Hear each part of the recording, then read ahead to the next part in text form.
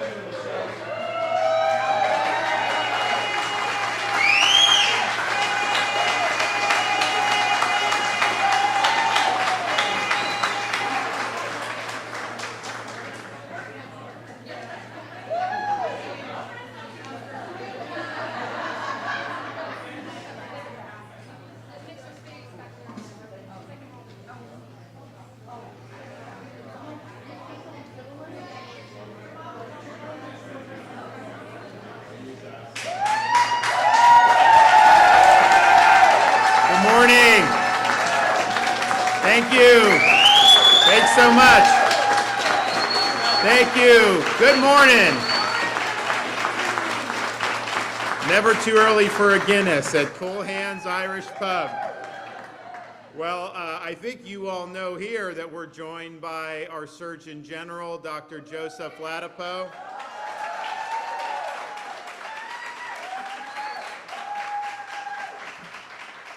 We're also going to hear from Mary Jane, and we have the other sisters here, so thank you all for hosting us. We have Tia Bess, who's going to also speak with us. Jason Cullum from Christ Church in Jacksonville is with us and going to speak. We have Representatives Michael and Black with us, state reps, so thank you guys. And then we're going to hear from Lindsay, who's a mother from Volusia County, and she has a story to tell. So I want to thank everybody for being here. You think that they just won't try anything new again, and then they always try to figure something out. And so in the state of Florida, we've ensured that this is a free state, and we've worked very hard to do that.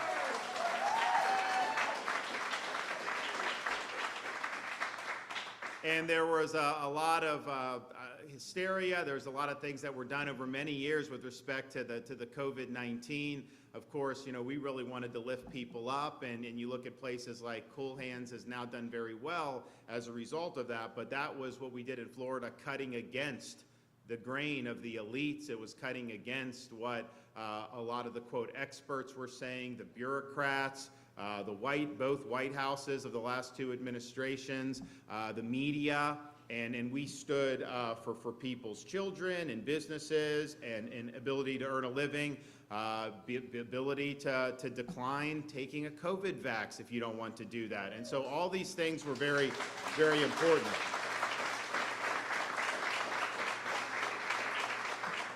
And, we took a lot of flack during that period, but then as we started going on, you saw so many people move to Florida, visit Florida, all this stuff, saw our economy, our education, everything do very, very well. And then so people act like, oh no, we didn't oppose the kids being in school, even though they sued me to try to close the schools. They now say all this stuff, and so they were wrong about all that stuff. But what we saw, though, even coming out of that for a year and a half, was if you give these people an inch, they will take a mile.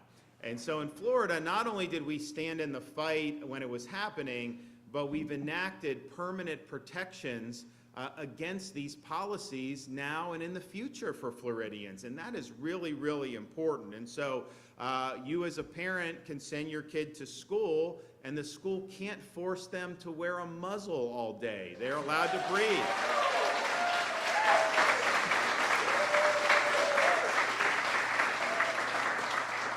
You also have a right as a Floridian to earn a living, regardless of whether you want to take the latest COVID-19 booster shot or not.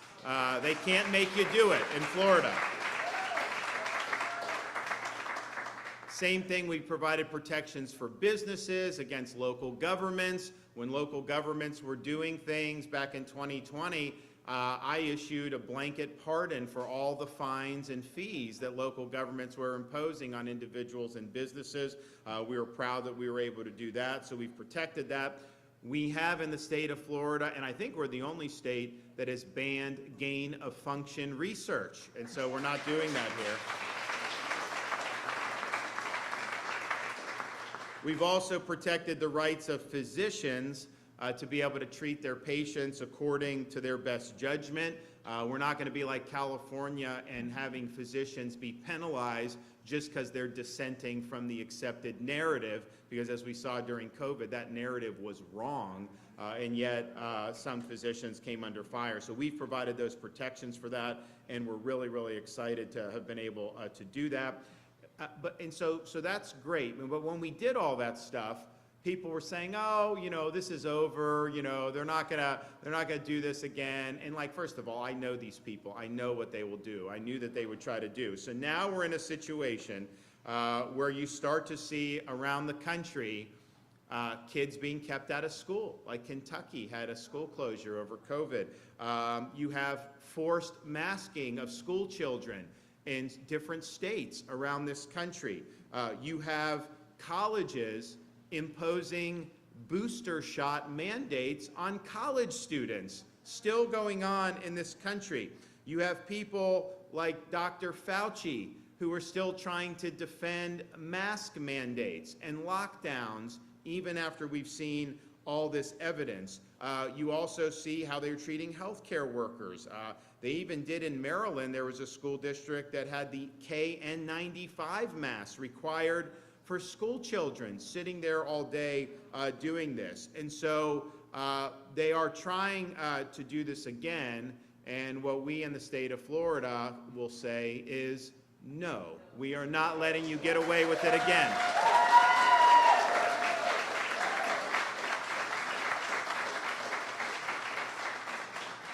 And it's troubling to see, you know, what's starting in some of these other parts of the country because we have the evidence is in on this stuff, okay?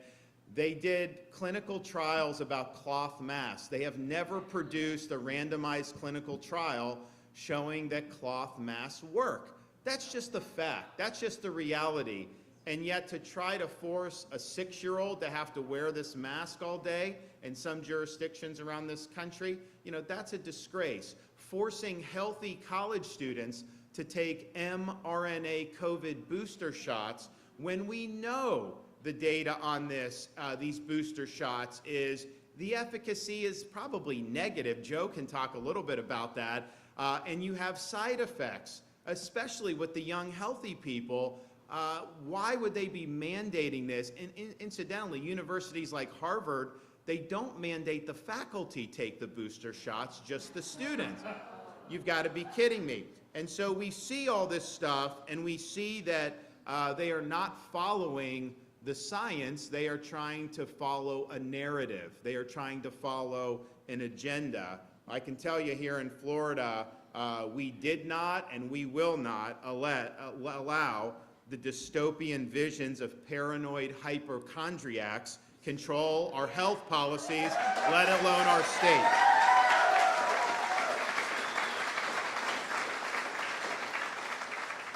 So we, I think, face an important test in this country about whether we're going to respect people's abilities to navigate life for themselves, or whether we're going to allow jurisdictions around the country to impose things that are not scientific, will not work, and will produce a lot of harm. You'd think that people would have learned their lesson. They haven't. And I think the root of this, why you're seeing this pop up again, is because nobody's been held accountable who were the architects of these policies to begin with, starting back in March of 2020, with people like Dr. Fauci, the CDC, the FDA, all these different agencies that failed and that lied to the American people. And they did lie on so many different things, ranging from lockdowns to school closures, to mask mandates, to COVID shots, all these different things. Nobody's been held accountable. And one of the things I've been preaching is we need to have accountability, because otherwise they're going to continue to try to get away with it. So once you bring accountability, that's when you ensure this never happens to our country again.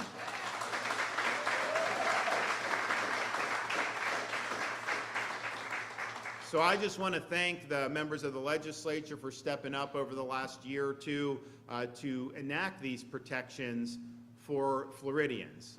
You have a civil right in Florida now to breathe fresh air. No one can force you to muzzle yourself against your consent. And as much as I think it doesn't work, I mean, some people choose, like, look, it is what it is, but nobody can force you to do it, whether you're coming to a restaurant, whether you're going to a government building, universities, none of that stuff. So that's really important. Our school kids are going to be able to learn in a productive environment because of the protections we've done. We have done protections for people so they don't lose their jobs based on vax mandates that we've seen some of the companies try to do and are still doing in other parts of the country. And that's been very meaningful for tens of thousands of Floridians. We're also the only state that has pursued an investigation into the adverse effects of COVID-19 shots, particularly these booster shots. So there's a statewide grand jury that's impaneled right now, and look, it's secret, so I don't know what's going on, but it's looking into all the misrepresentations, everything that they told us about all this, and how that didn't end up becoming true, and how they haven't been honest about how this has actually affected people in the real world. So we're happy to take that leadership role.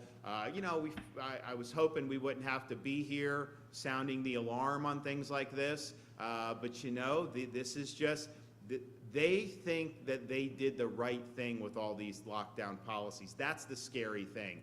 After watching how all this has unfolded, after seeing how people have flooded into this state in Florida and left those lockdown jurisdictions, and how some of these cities have just decayed. You know, San Francisco, there's a lot of problems there, don't get me wrong, but a lot of the real serious downward descent started when they locked down all the businesses for months and months and months, and a lot of those businesses went out of business, kids were locked out of school, and yes, the crime and all that really started to take off, but this was an important factor in seeing how that city has descended, and I think you've seen that in other parts of the country, so we cannot let this happen to our country again.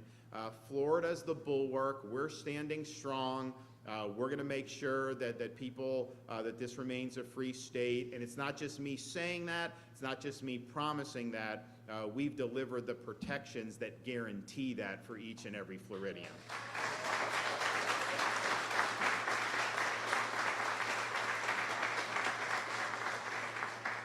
Okay, well, we're going to hear from some folks, and I look forward to hearing. So first, we're going to hear from Dr. Joseph Ladapo.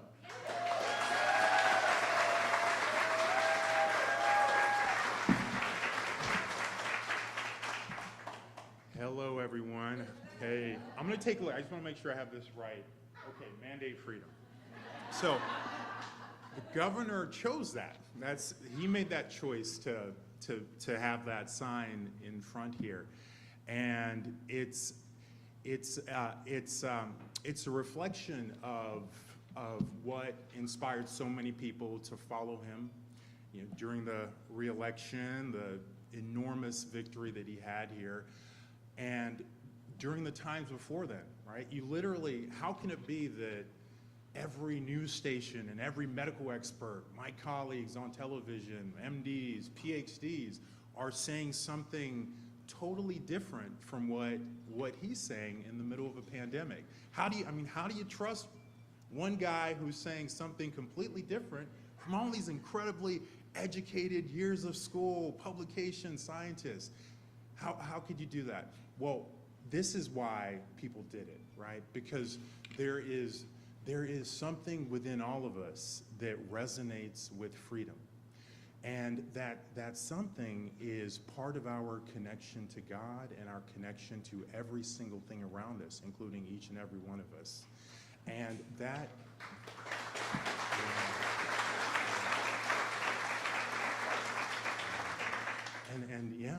And that, you know, I'm like, really, he deserves the claps, because that,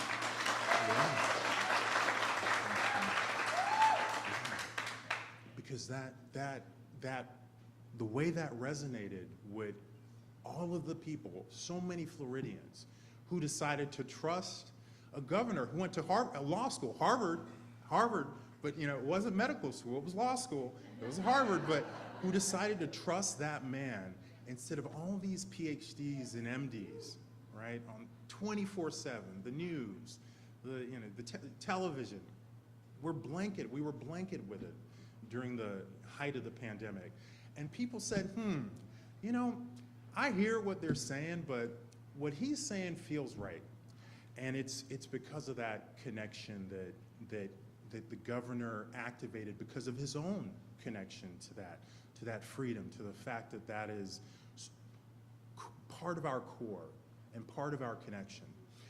And unfortunately, you know, the governor talked about them, there are these forces out there who are relentless, and they really are relentless. It's not that they were ever done trying, and they're not done now. They are relentless. relentless with every breath that they take. They are thinking about how they can control you. To what ends, only God knows, but it's nothing pretty, right? They're thinking about that, and they're relentless in their opportunities and the way that they take any opportunity that they face to try and go down that path to control you, to control your behavior, to fill you with whatever emotions they think are needed to achieve that goal. Fear happens to be one that unfortunately many of us are susceptible to, and that's the reality. And it's, you know, we've talked about it. We're here talking about it now. We'll be talking about it again. You know, what's the opportunity? What's the inlet?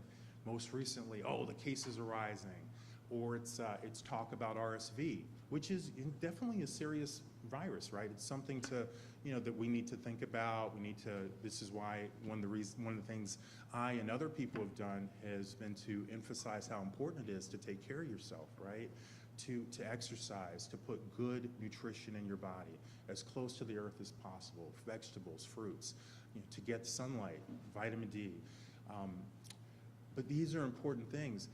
But these people who want to control your behavior, they want to control all of our behavior, to what ends? Again, nothing pretty at the end of that road. That's one of the avenues that they take. So, you know, so the governor's connection to freedom is the reason why so many people followed him instead of all my colleagues on television and in newspapers. And it's special. It's really our lifeline because this battle, this journey that we're on continues, and it's something that I'm happy that the governor is so innately connected with. So mandate freedom, right? Mandate freedom. It's the Florida way. It's the DeSantis way. It's the way for all of us, right? Especially when we're really in touch with who we are and our connection to God and everything around us, including each and every one of us here.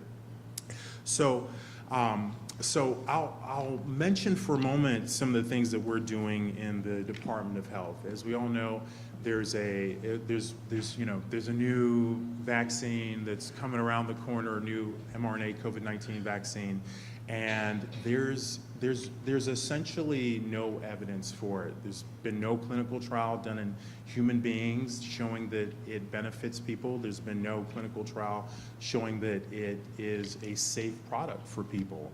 And not only that, but then there are a lot of red flags. So something that you don't hear much about, but we'll be talking more about, is that there are multiple studies now from around the world, Brazil, I think Australia, United States, that show that over time, these vaccines, these mRNA COVID-19 products, actually increase your chances of contracting COVID-19.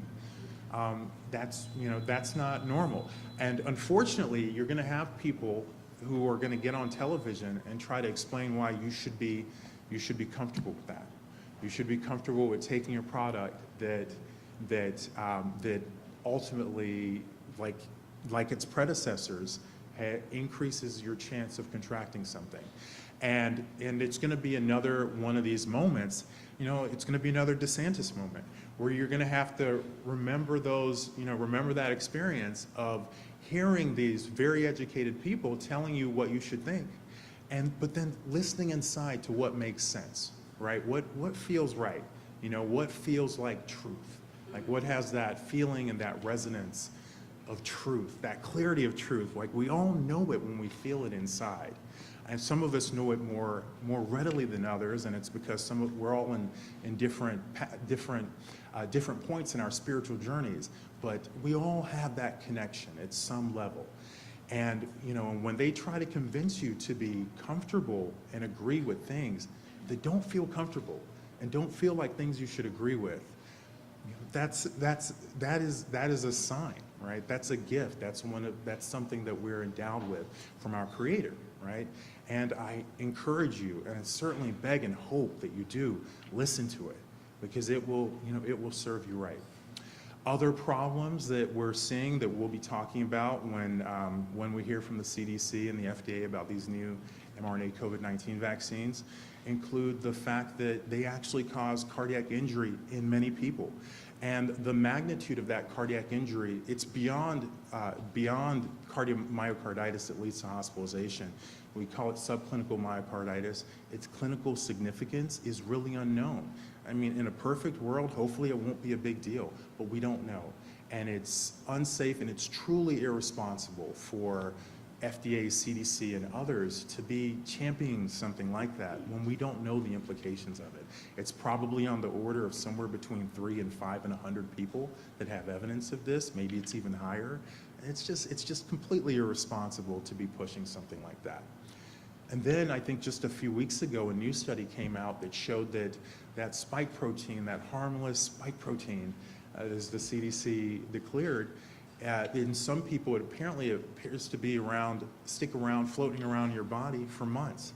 There was a recent study that showed that it was detectable 6 months later in some people. Does that feel like something that feels right? You take a product today and like months later, it's still floating around your body.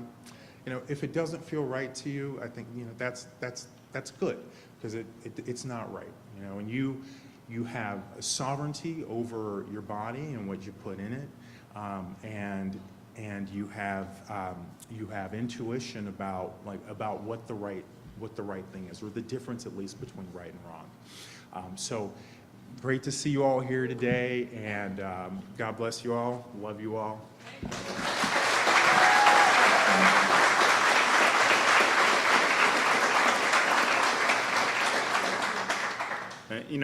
Like Joe's talking about, they're rushing these new mRNA COVID vaccines. They're not even doing the trials necessary, and the FDA and CDC, they've basically become an arm of big pharma. And so this is a way, pharma will make more money if this thing is approved, and then they start pushing it on everybody, but that's not what should drive health decisions, how much money goes to big pharma. It should be what's best for the American people. And that's why the medical swamp needs to be cleared out up in Washington, D.C., and you need to start telling the truth here. All right, Mary Jane Culhane.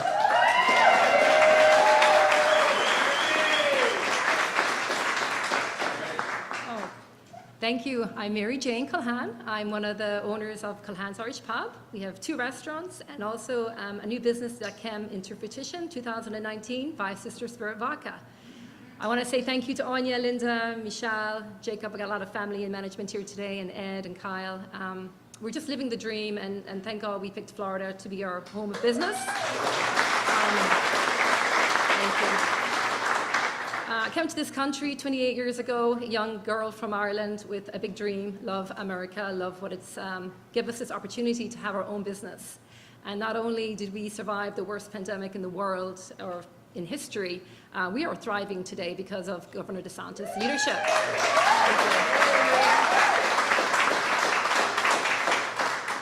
When the pandemic happened, believe it or not, it was St. Patrick's Day 3 years ago at 5 o'clock. We were told to shut the doors. It was horrific. The fear, the unknown. But after a few weeks, we got word that DeSantis was going to give us occupancy, meaning we could open up slowly and gradually. And that allowed us to be open and to keep our employees in business as well and be able to take care of our families. We're 4 sisters, but we also have kids to take care of, livelihoods, and we put every dollar into this business. We actually purchased this building right before the pandemic, and that was the scariest thing because that was our homes on the line. But thank you, DeSantis, for saving our livelihoods and our families. And thank God that we have a great leader just to keep us going through this, journey. Other than that, I'm just excited that we're all here and that we're thriving, and business can only get better under DeSantis' leadership. So again, thank you all.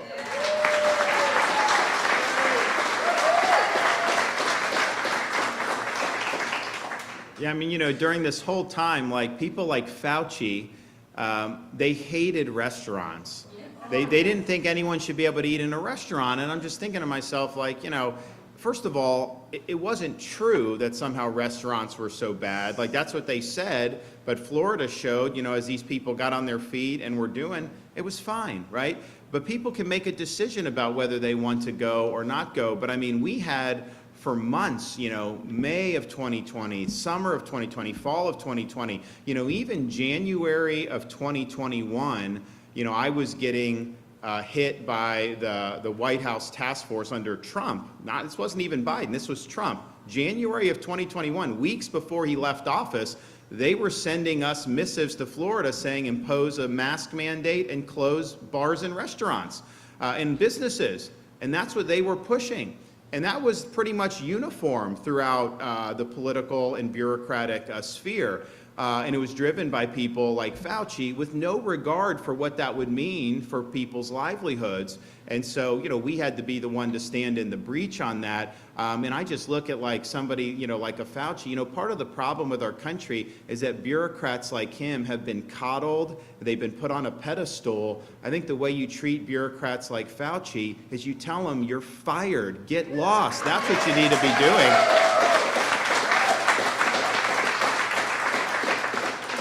Okay, Tia Bess.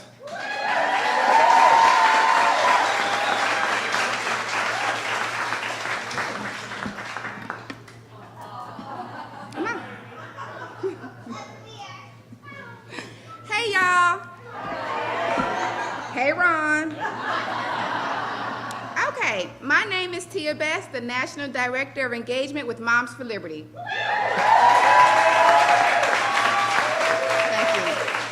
I am unmasked, unvaccinated, and unapologetic. I'm here to say right now that we the people need to stand up, and we are going to stand up. I started out right here in Duval County fighting for this little guy. In 2019, he could only speak 10 words. That's it. My 5-year-old relied heavy on reading lips, because he was speech and hearing delayed and on the autism spectrum. I knew that I had to become empowered, educated, and proactive. Before COVID, he was not speaking. Amir, come here, speak loud. You want to tell the joke? Yeah. What do you call a sand and what do you call a witch that is covered in sand? What? You call it a sandwich.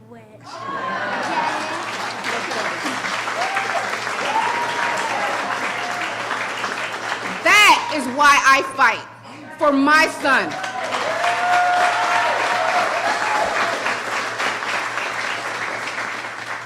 He only became verbal after attending occupational therapy and speech therapy and ABA therapy in our home. Because he had to mask, we were unable to go out to receive services. It was the courageous women who came into our home to provide services, and they did not comply.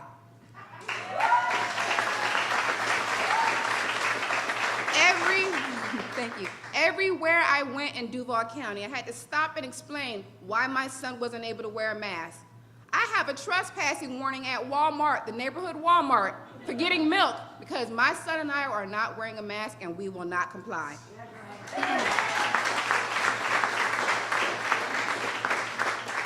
It was during the masking where our school board defied the governor's orders.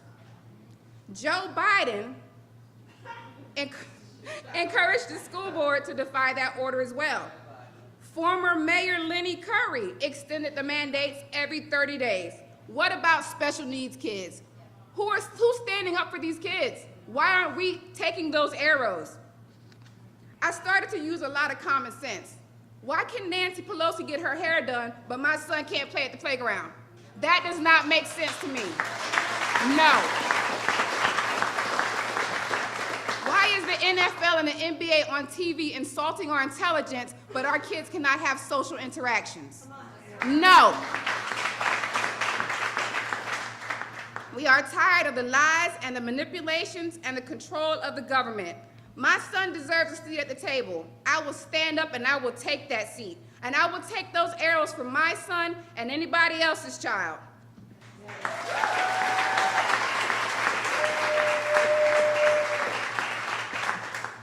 the good part. One of those arrows is right here in Duval County. Former school board member Elizabeth Anderson. Hey, Liz. Referred to me and my son as a token because I am standing up for my son. My parental involvement knows no skin color.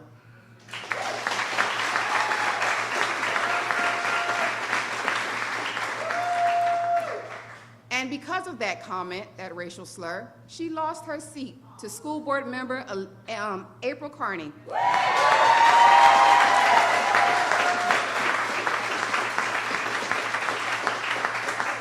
So as I tell you today, it takes one person. Stand up, be brave. We are the same family that stood up and took it to court that we were not going to mask. We sued the Duval County School Board and we'll do it again.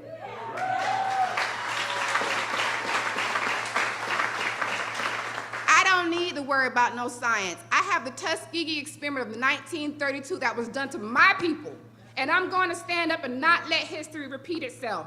The good folks of the rural communities, Clay Hill, Middleburg, Keystone, Stark, Lottie, we're not going to comply. Read my lips, Joe. This mama says no.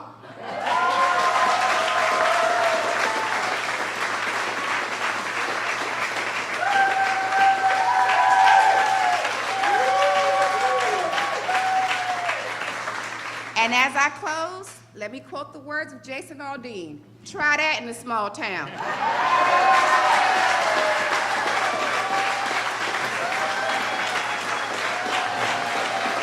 All right.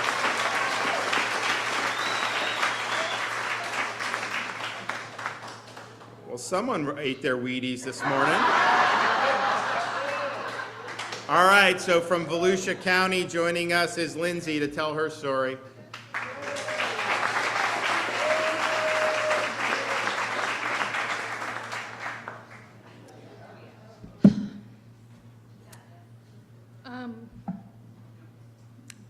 I wasn't going to say my last name because I'm in fear of being attacked. But my name is Lindsay Briones. I'm 34 years old. I'm a wife, a mom, and a friend. I was a corporate employee, and I was pursuing a degree in nursing. I was actively involved in my community, which I loved, Deltona, Florida. I rescued dogs, cats, and an entire assortment of animals. I've even been featured on the Dodo 5 times. I was living my best life, the true American dream. In August of 2021, I took one Pfizer COVID-19 shot at a local COVID vaccine clinic. Within a few hours, my heart began racing so fast I couldn't catch my breath, and I was as red as a lobster with hives covering my entire body. I went to a local hospital where I was told I was having a severe reaction to the vaccine as well as SVT. And for those who don't know what that is, it's supraventricular tachycardia, which can be very debilitating at times. As the days went by, I went through a battery of tests with cardiologists and electrophysiology specialists.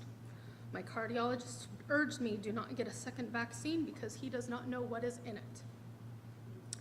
Within a 4-month period of time, I went into ventricular tachycardia 7 times and ventricular fibrillation 1 time, which resulted in a defibrillator being surgically placed in my chest to essentially keep me alive in the event I go into sudden cardiac arrest. Again, I am 35 now. I was 34. Now, 2 long years later, my red blood cells are exploding. My vessels are exploding, causing strange marks across various parts of my body. I have one on my face, all over my trunk. My D-dimer is at a 400%. My hematologist can't identify the name for this new symptom or the reason why my D-dimer is that high or why my blood cells are exploding. I have extreme headaches that are debilitating at times. I cannot function. I cannot function as I have a stroke-like symptoms without the stroke. I am in SVT every single day, lasting anywhere from 30 seconds to several hours. I am currently in SVT right now. Do you know how exhausting this is? Do you know what it's like being given adenosine? It's a medication that makes you feel like you're dying as it restarts your heart rhythm. My heart rate goes as high as 238 beats per minute.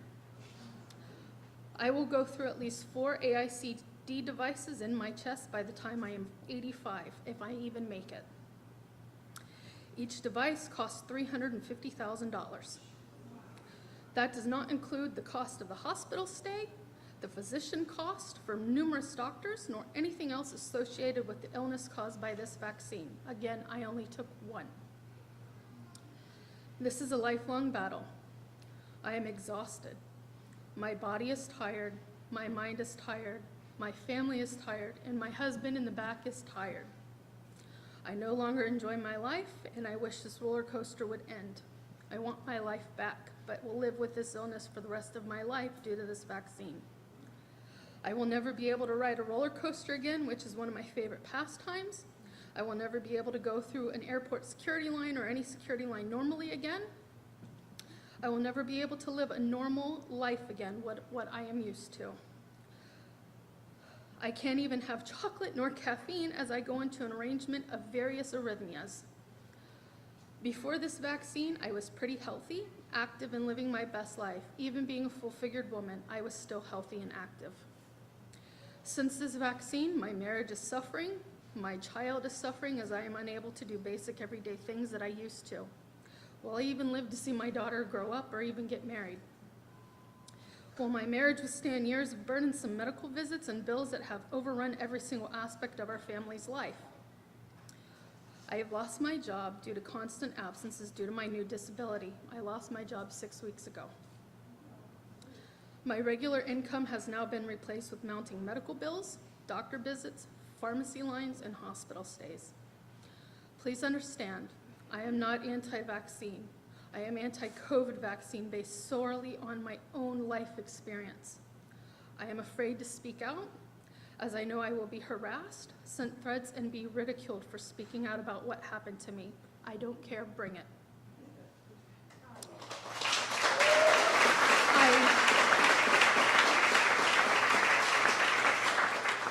I ask for your grace, mercy, support as I find my new normal and my family's new normal. I ask that you please put politics aside and listen to our stories. Hear us. Just because you got the vaccine and are okay doesn't mean that there are those of us who have not sustained lifelong debilitating health issues. For those who are suffering silently, I urge you to join me in telling your story. We can't change the events that led us here, but we can change where we go from here.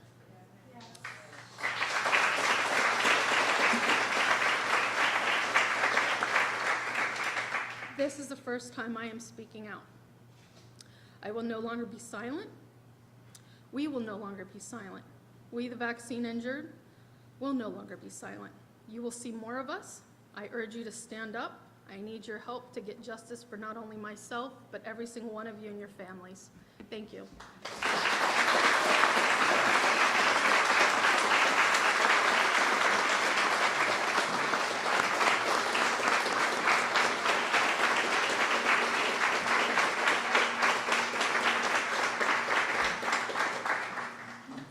Thank you, Lindsay, for sharing that very difficult story. Okay, we've got Jason Culhane from Christ Church here in Jacksonville.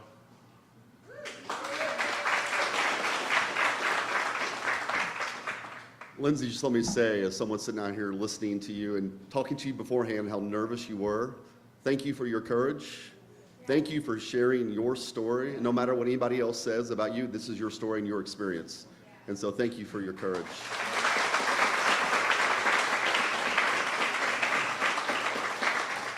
And Governor, I want to say thank you to you, something you may not even remember, because back during the height of the pandemic, as a pastor and pastors across this entire state were put in this situation where we were a loss for what to do.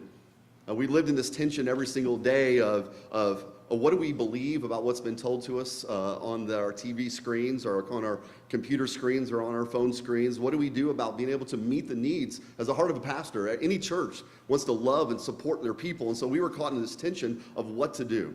In those early days, you took an hour out of your week every single week to gather together on the phone with pastors and faith leaders from across this incredible state, to be able to just first and foremost say, thank you. Thank you for what you were doing. And as faith leaders, to just hear our governor support us, and not just with lip service, but he provided access to his entire team, through the Surgeon General, through the Faith and Community Office, to be able to give us some direction, answer questions, and hear what we were going through on the front lines. Because many of us remember, and I don't want to take us back there very long, but we remember those days. Those days were not easy. In those early days, we were dealing with incredible losses. Loss of freedom, loss of normalcy, a loss of unity. We were dealing with losses where weddings were being put on hold. Jobs were being transferred home or being lost. I had a son who was a senior in high school, lost his senior year, lost that graduation experience, that senior prom moment. And so we were dealing with incredible losses. But I was so grateful to know that behind me and all the other faith leaders across the state, we had a governor who was supporting the faith institutions. And so thank you. Thank you. Because as we all know, during that season, it was so easy to begin losing hope. It seemed like a hopeless situation. Every morning we woke up on unsteady ground. We didn't know which way was up most days. And so it was so easy as we were watching things happen as a pastor, seeing what was happening in our community, seeing what was happening with the people in our church. I mean, we know the stats now afterwards, but we were dealing with a mental health crisis that we were unprepared for. We were dealing with addiction issues. We were dealing with marital issues. We're dealing with a young generation who were now thrust in the middle of this chaos as their world was turned upside down. And so hope was being lost. And so to be able to open our doors as a church and to be able to invite people in so they could have human contact and to be able to be reminded every single week of the hope that we have in Jesus Christ, we needed that. And so I was so grateful as a pastor to be able to open the doors. And I know pastors across the state echo the same sentiment, that we know in that season that the church was created to be a safe haven, a place where people can come together and be reminded of the hope that we have in Jesus Christ. And so I'm grateful that we have a state. I'm grateful for our leadership. I'm grateful for our governor that believes in faith institutions. And it's not just lip service. He puts it in practice. And so we are able to serve our people and lead our people through an unprecedented time and continue to lift up hope, because that is what the local church is all about. It is about hope. And so thank you, Governor, for allowing us to be able to do that. Thank you for allowing us to be able to support our community and meet those needs in real time and not have to do it through Zoom. Thank you.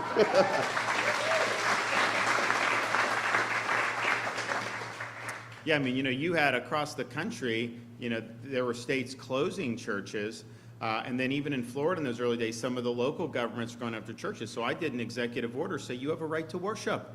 Local government can't take that away from you. I mean, come on. So I want to thank everybody who's come. And I also just think that seeing how people are inching towards this insanity again, we should look back at starting in March of 2020 and then look at some of the problems in our country now. And a lot of those problems trace back to how the country handled COVID starting in March of 2020. I mean, just think of our insolvency as a country.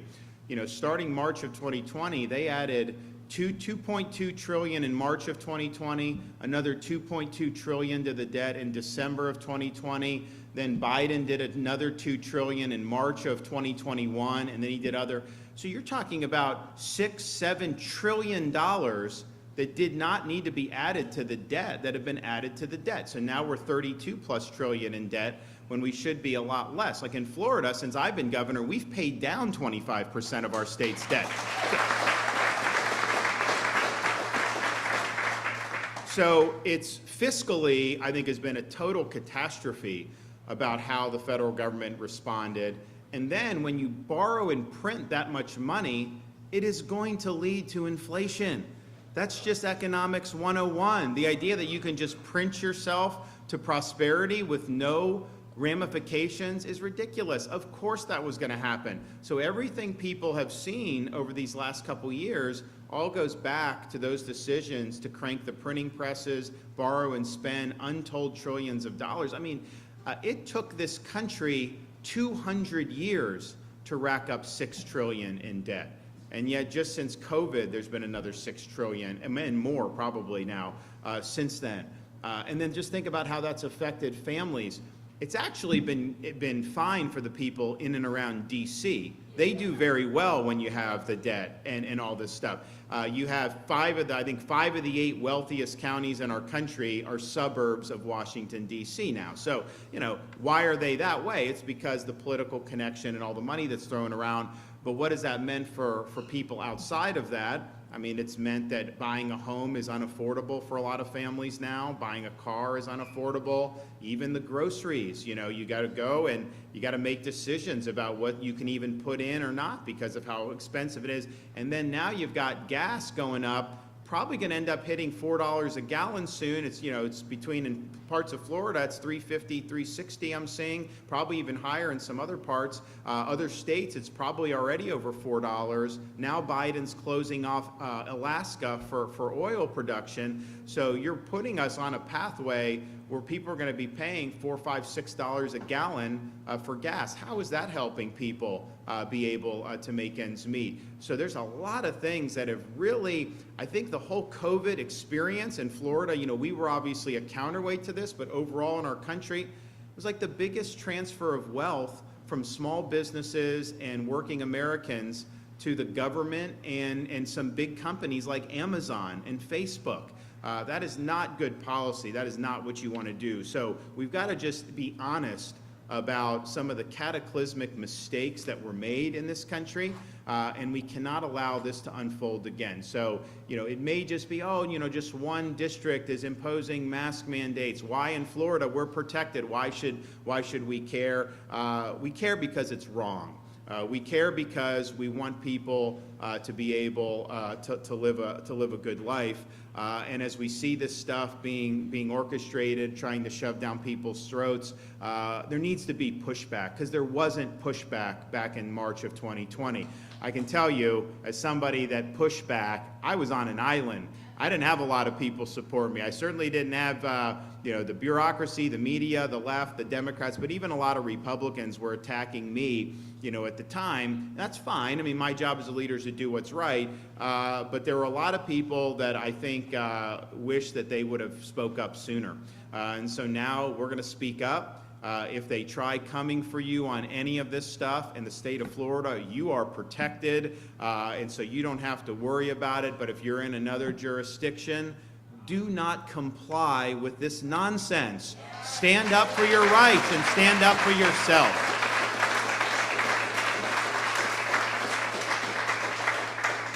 All righty. Well, thank you, everybody. I'll take a couple questions. We got any back there in the back? Yes, sir.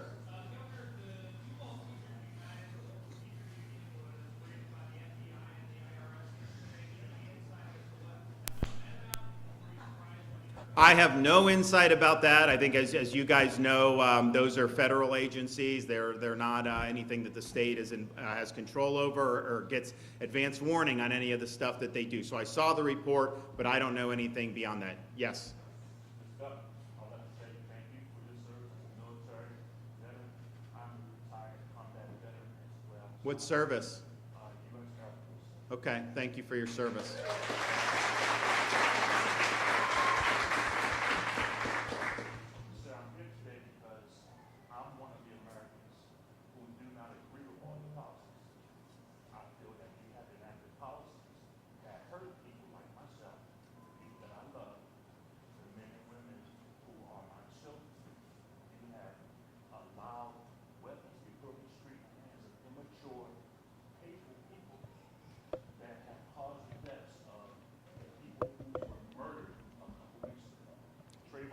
Was not the first. So first of all, I did not allow anything with that. Well, listen, excuse me. I'm not going to let you accuse me of committing criminal activity. I am not going to take that. I am not going to take that.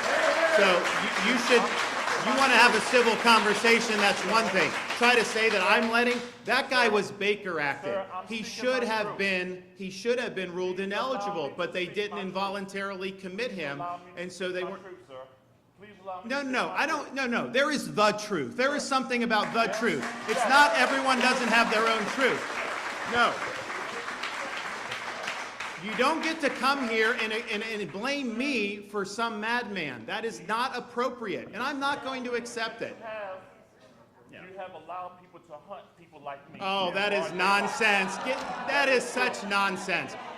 We've done more to support law enforcement in this state than anybody throughout the United States. Our crime rate in Florida is at a 50-year low. We have enacted policies so that people have a chance to live in safety. We have attracted people to come to this state in large part because we've had a commitment to public safety. So the notion that somehow we're not supportive of safety is absurd. And we've put our money where our mouth is. We've put support behind policies to hold people accountable who hurt other people. You haven't seen us releasing people from prison. When they hurt, when you do the crime, you do the time.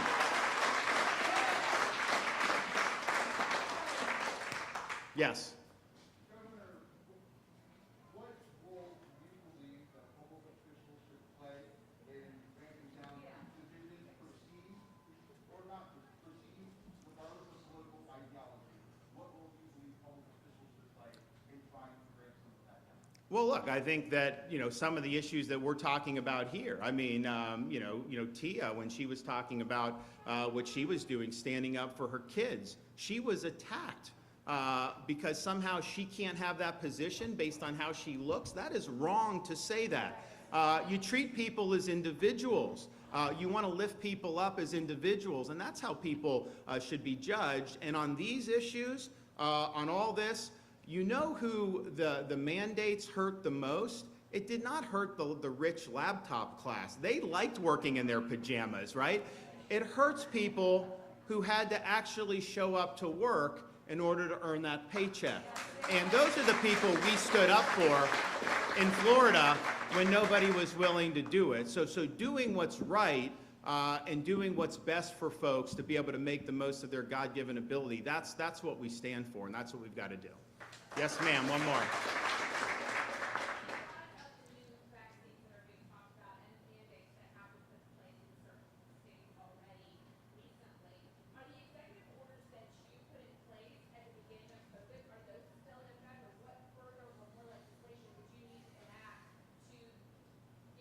Oh, no, so that's a great question. So what would Florida need to do to protect? First of all, yes, we did do executive orders early on to protect people, but we have worked with the legislature to enact these protections into law. So it's law in the state of Florida. It doesn't matter. It's law in the state of Florida that kids can go to school. The school cannot force your kid to wear a mask during school. I mean, that's just the right thing to do. So that's a parent's choice. We had the fight. Tia mentioned how they defied us on the Parents' Bill of Rights. We signed that, and then we said, I did an order saying, that means that parents determine the mask or not mask. So we went to court, we won that, and everything's fine. The vaccine mandates. There are no vaccine mandates allowed in the state of Florida. Not in your job, not in corporations, not for schools, for COVID vaccines. None of that. That's in law. You don't have to worry about that. Businesses protected against local government overreach. I did do executive orders to protect them under the time, but that's done to protect now going forward. So these are really strong protections. I think we're the only state in the country that has the protections for school children, protections against the COVID vax mandates, protections for small businesses, and the ban of gain-of-function research. We're the only state in the country that has done all of that, the whole kit and caboodle. So I'm really excited. What's that? We can get in them. Yes, yeah, exactly, yeah. No. I didn't even see you. Good, yes. Yeah, but these are things that, with like the nursing homes, this was a huge problem in Florida because we have almost 4,000 long-term care facilities. And when COVID started, we said you're not allowed to send sick patients into those nursing homes. New York was doing the opposite. They were sending sick patients from hospitals into nursing homes. It was spreading, and a lot of the elderly were dying. So we tried to, we did protections, and it was good. But, and Mary's here, it's one thing to do that for a short period of time, but you have to provide this human connection. So we were the first state in the country, to mandate the visitation for these long-term care facilities, and that's something that's important. And then we really pushed the hospitals to do the same thing. Eventually, we actually had to do legislation, the No Patient Left Behind Act. So in Florida, you have a right to visit your loved ones in the hospital, especially when they have these, really sensitive moments, end-of-life moments, very, very important. And to say that you can just put someone up on an iPad screen and that's going to be the same, it is not the same. And so we recognized that very early. The legislature, fortunately, with the hospitals, provided that type of support, and it's made a lot of difference in a lot of people's lives to be able to be there for those moments. So the bottom line is, on all of this, we have protected and mandated that freedom prevail in the free state of Florida. Thanks, everybody. God bless. Okay, yeah. One more.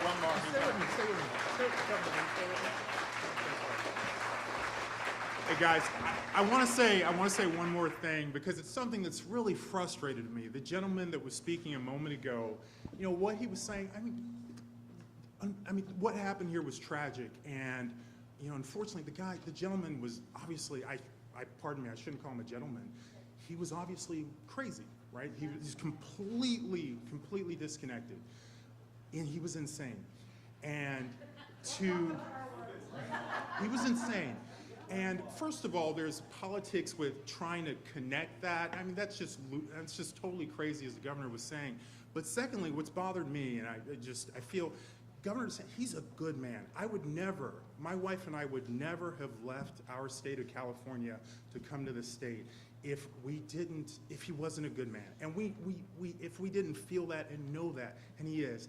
And it's terrible that people take advantage of the fact that he's a different color from the poor victims of that tragedy to try and tie him into something. It's immoral, and unfortunately it's reflective of what we've been seeing for many years, but certainly during the pandemic, where people hide reality and they spin it and they try and make you buy what they're trying to sell you. And it's not true, it's a total lie, and they try and take advantage of the governor just because he's not the same color as these people. He has a wonderful heart. He has a wonderful heart, and it's terrible that they do that, and it's terrible that they get away with it so often just because he's not the same color as the people who were harmed. So that's the truth. That's the truth.